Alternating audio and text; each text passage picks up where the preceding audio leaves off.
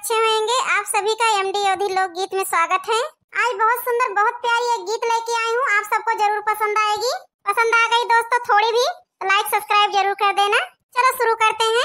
बिना बिंदी काजरवा ना सोहे राम, बिना बिंदी काजरवा ना सोहे राम, बिना बिंदी काजरवा ना सोहे राम, बिना बिंदी काजरवा ना सोहे राम। नैहर में सब लोग भरे हैं, नैहर में सब लोग भरे हैं, बिना मम्मी के नैहर